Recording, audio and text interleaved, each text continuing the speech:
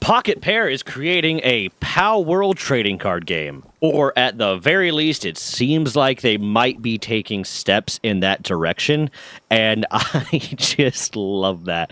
I love that so much because this is another thing that's like, it just seems like it's just a dig at Nintendo. It's just a dig at Nintendo where they're looking at Nintendo and like, come on, do it, please, please, please sue us. Come on, try it. But and if they do, it'll be fantastic to see Nintendo try to justify suing a Pocketpair over making a trading card game, considering all the other trading card games that are out there. But I am willing to put money on it that Nintendo is going to try to sue Pocketpair over this. Like, I am 100% certain that Nintendo is going to try to sue Pocketpair over this. But then I would just love to see like Wizards of the Coast reach out and be like, really? Really? You know what? Pocketpair, we'd love to work with you on this. We'd love to work with you on your trading card game. Let's put it under the Wizards of the Coast umbrella. Oh, now we have a stake in Pocketpair. Yeah, let's push Nintendo's poop in. Let's push their poop in with this. But it appears to be that they might be preparing to create a trading card game. They might be preparing to create a PAL World trading card game because Pocketpair and ACOS, which is a subsidiary of Animate, which Animate is a company it's a Japanese company that makes anime, video games, and manga, has bought up a bunch of shares in a company called Bushiroad. And Bushiroad is a Japanese company that makes trading card games and things like that, collectible card games. Very specifically, it appears that they bought collectively, it's about 6%. I think it's almost exactly, it is exactly 6% of stock in Bushiroad, specifically from the president of Bushiroad, Takaki Kidani. But it appears that they bought these stakes from him. He put out a notice that explained that he was selling his own shares, and it's 6% of the total share value of the company, which is 4 million out of 7 million of his directly owned shares, decreasing his stake in the company from 55.9% to 49.9%. This isn't solid proof that there's about to be a PAL World video game, or yes, there is. This isn't solid proof that there's about to be a PAL World trading card game, but it's kind of an indication that there might be. And Pocketpair has been spreading their wings a little bit. They have been spreading what they're doing a little bit. They partnered with Sony Music Media Group, Sony Music Entertainment, what I can't remember the exact name. I'm so sorry. You can Google it. But they partnered with Sony for this express purpose of expanding the PAL World IP into anime, into music, into a bunch of other things that would help develop it as a more whole company, kind of the same way that, Pokemon did. And now they teamed up with another company, or it appears that they teamed up with another company to buy stakes buy shares from a company that produces trading card games. And there's no reason for them not to produce trading card games. There's a lot of popular trading card games out there. And I would love to see, and I fully anticipate seeing, Nintendo trying to claim that this is copying them directly. Because Magic the Gathering came out in 1993, Pokemon came out in 1996. And since then, there's been the Digimon trading card game, there's been the Yu-Gi-Oh! Trading card game, Blizzard has a trading card game in the form of Hearthstone. There's been 1,000 trading card games. So I feel like this is, again, I said it earlier, I'm going to say it again a little bit more clear. I feel like this is almost an attempt by Pocketpair to push Nintendo a little bit further. I think that this might be, there's a possibility, there's a good chance that this is an attempt by Pocketpair to make Nintendo file another frivolous lawsuit so that, one, they're wasting their own time, but also they're hurting their reputation a little bit more, and it'll make them look worse to the courts. But I also don't know. That's more of a conspiracy theory, to be honest. That's more of a conspiracy theory where I think they might be doing this, but it also wouldn't necessarily be a smart move because, again, Nintendo can waste all the money they want. They have more money than God. They have less money than Sony, but they have more money than God. So it wouldn't really be a huge detriment to them. It might also be just another little bit of rubbing Nintendo's nose in it, saying, hey, you know what? I dare you to try. I dare you to try to come after us for this because you have absolutely no basis for this one.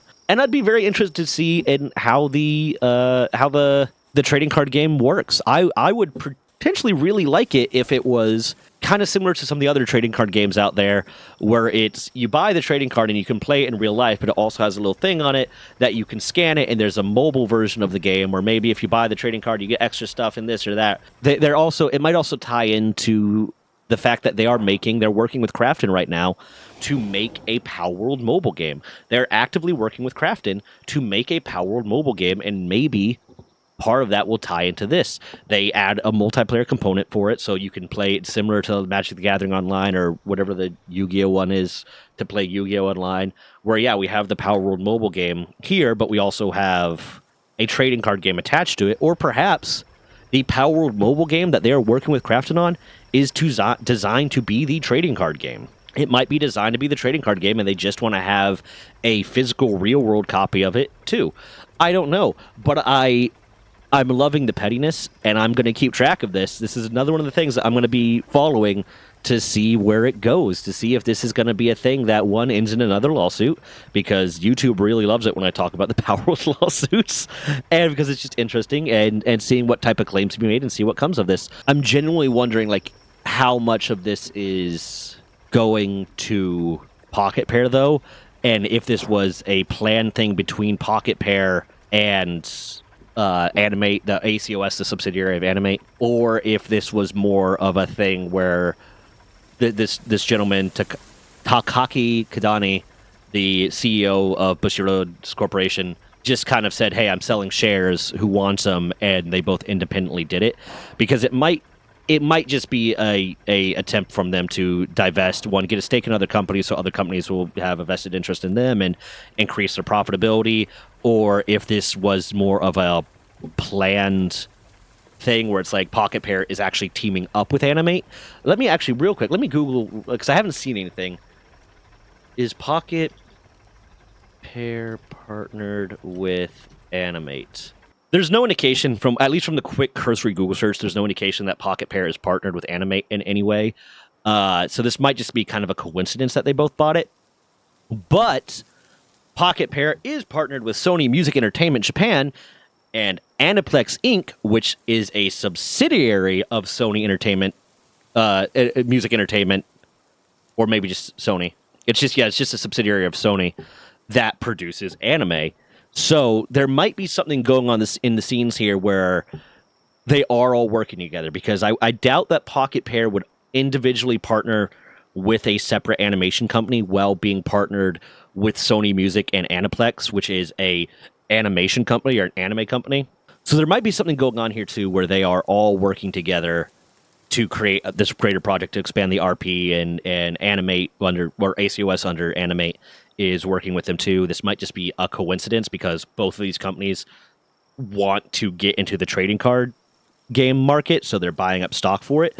But we also might be getting a Power World anime, and I'm very interested to see that.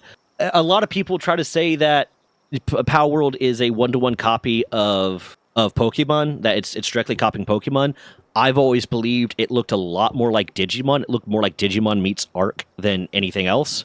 So I would imagine if the anime happened, it would look a lot like Digimon meets Arc. I know there's an Arc anime out there, but I feel like it would look a lot like, or maybe it's just an animated series for anyone that's super specific about anime versus cartoons. I imagine it would end up looking a lot like the Arc anime, or a lot like the Digimon anime, and have a story more similar to Digimon or Arc, where Digimon is, the people get sucked into the digital world, and it's basically kind of like an isekai, and Arc is similar in concept, where it's...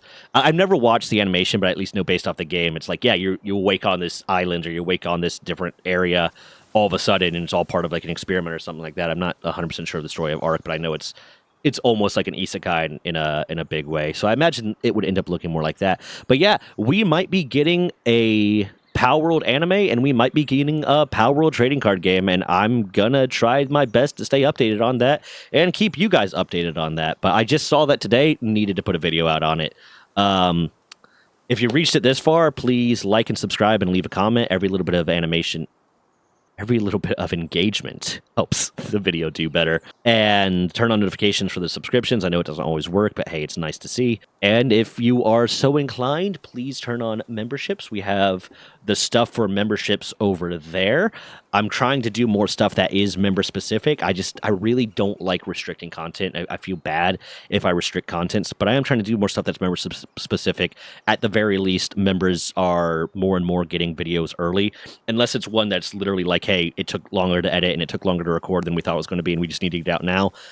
If there's time, we like to release the ones for the ones that are going public. We like to relieve them members first. And all the funding from my brain just farted.